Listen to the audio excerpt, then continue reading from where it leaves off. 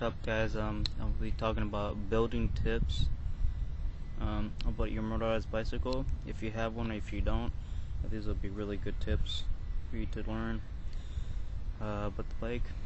First off, when you get one of these bikes, or if you're expecting to get one of these bikes, don't expect too much power.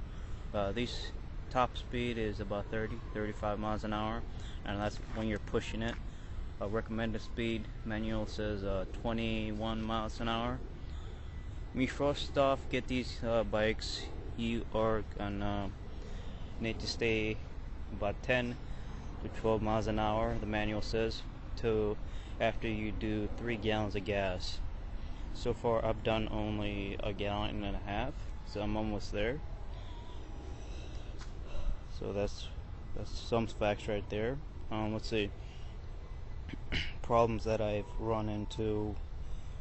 Let's see here. When I got this engine, there's a clutch. There's clutching right here. Right here, there's the clutch, and in here there's a small gear right here, and there's a big gear right here.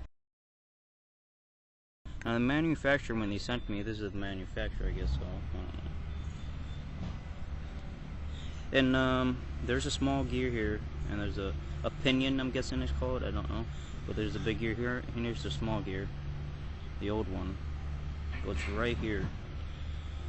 Now this gear, there's a screw right here that goes in here, and screws it in to stay on, like that. Now that flathead screw that goes right in there to hold the gear in wasn't all the way screwed in when they manufactured it, and the gear stripped, as you can see here. See how badly stripped it is?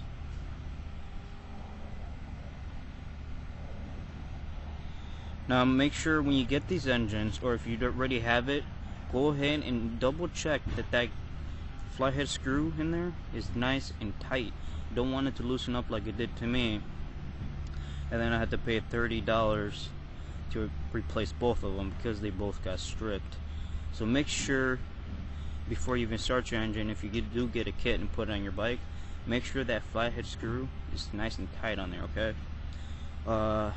Another problem I ran into is putting the wrong spark plug in. Putting the wrong spark plug in could result to engine failure, as I did in the past. I ruined my piston, my whole cylinder was jacked, and I have it right over there. I'll show you in a second. Because I didn't know too much about this stuff until recently. So I had to replace this whole top head. That was another $40 cost over stupidity and lack of knowledge. So make sure you get the right size spark plug. I have a NGK model on there. I don't know the exact model, but just go ahead and search it up and you'll find it. It's pretty popular. Make sure to get a heat level number 5. That's what I got on. So get a heat level number 5 spark plug for it. And here's now why the manufacturer wants. This is the reason why the manufacturer wants you to stay for the first 3 gallons of gas under between 10 and 12 miles an hour, because you got these rings on your piston and cylinder, and the piston itself can wear off really quickly. So that's why you want to ride it for a whole 3 gallons, or about 300 miles before it breaks in. And this is the piston itself. I insist you on taking this whole top off before you start your engine. And even the manual doesn't say it, but in the description before I bought it, it said take your spark plug out and pour a little bit of 2-cylinder oil in there to lubricate the piston that's in there inside, and I'll show you that in a second.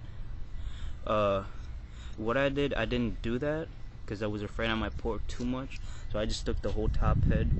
I pushed the piston down and then I just lubricated just the cylinder part, and this is how it looks. The inside. Oops, got myself wet here. Here's the top head. That's the inside. The inside is called cylinder. See?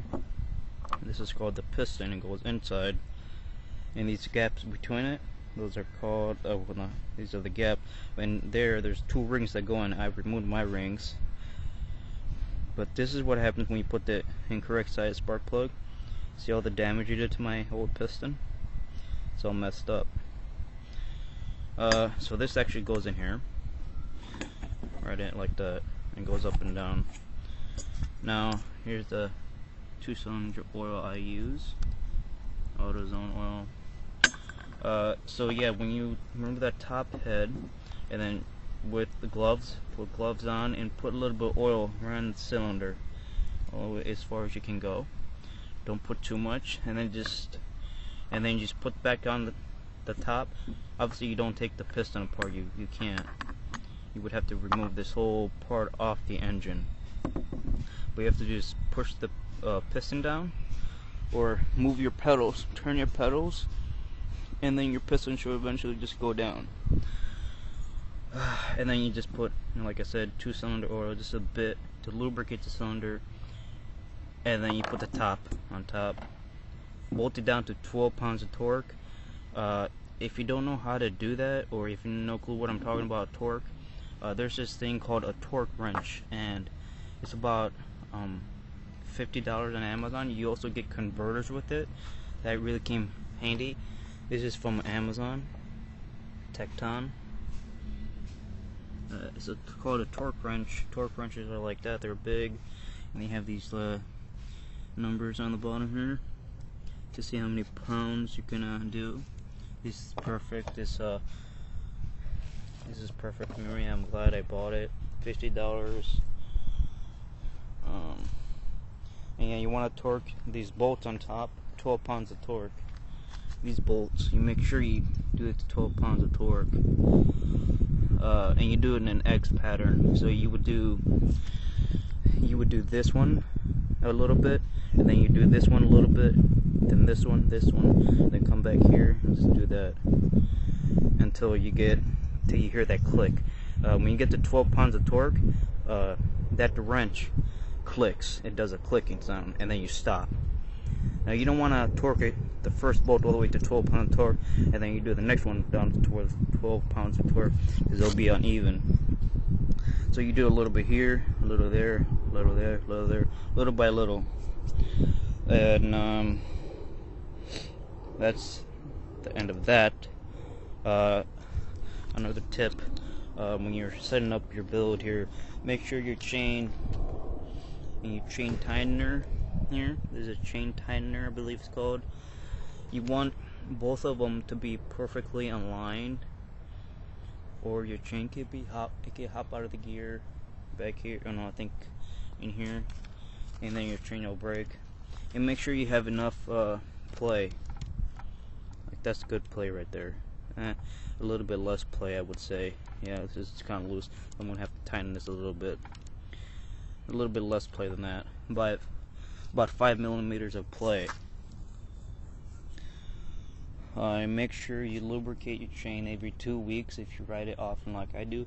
I ride it every day, almost every day, so I lubricate it, clean the chain, and then I lubricate it with chain oil lubricant.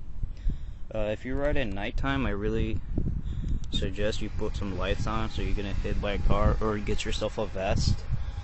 Get yourself a rear mirror. That helped me big time. Get yourself a phone holder, because I really don't insist you on buying electric speedometers, because those things suck on these things, and I'll tell you why. If you get an electric speedometer, those wires, those ones that, yeah, those I think the wireless too. There's wired and wireless odometers you can put on your bicycles,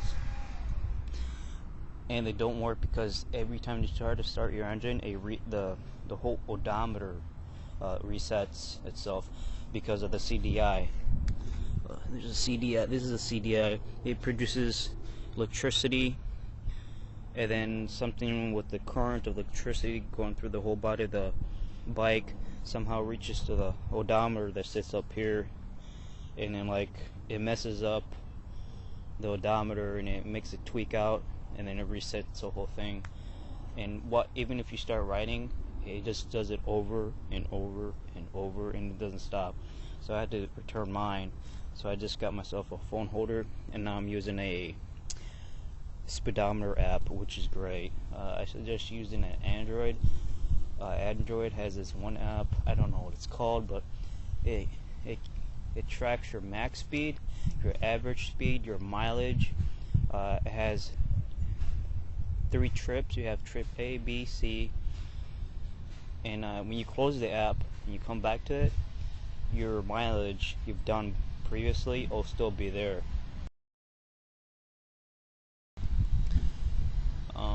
You can also change the color of your speedo, which is great, and it's free.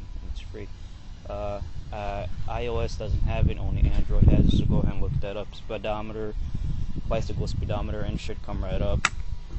When you setting this up, it made it much easier for me to just put both of the brakes here, front and rear brake, so that way I could just press both of them if I need to. Let's see, get yourself gloves and a helmet. I know it sounds ridiculous, but if you get hit by a car, at least you'll be, more chance you'll be less injured. So you get yourself gloves. I got these from Amazon, $18, hard knuckles on it.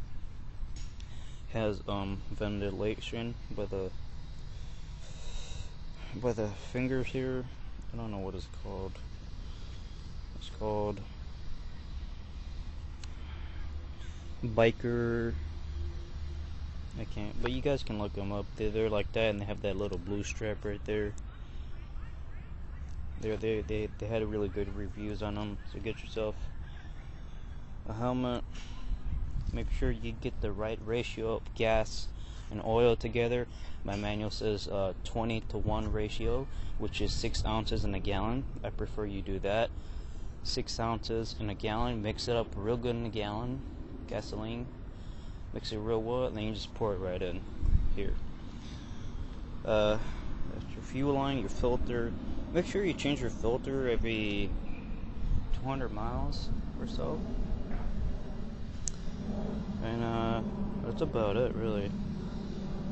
But yeah, guys, this is a fun bike to ride around in. It's not fast, but it's a fun community bike. Let me think here if any other problems I've had. Not that I can remember. Oh, chain guard. Mine didn't fit on here, so I just put this aluminum adhesive, and it actually stays on there. And because my leg used to rub against here, and I used to get all my pants is really dirty from the oil and the chain right here, because my leg rests right here, and I used to touch the chain. So I don't know what you guys can get. I guess you guys can put something like this, or you can make something up, or you can even put, I guess, duct tape. I mean, that sounds cheesy, but I mean, it'll work. You won't get your pants dirty if you put some duct tape right here, like I did. Yeah, lubricate your chain. Get the correct spark plugs size. Lubricate your cylinder before you start up. Get yourself a phone holder to put your get your fuel lights, front lights, mirror, and I think that's it, guys. If you guys have any questions, I got myself a kickstand as well. And if you guys have any questions, go ahead and ask. I'm not going to be 100% sure if I can answer your question, but I would try my best to answer it. Alright, guys, thank you for watching. Please like the video if you actually did like it and it was helpful, and subscribe.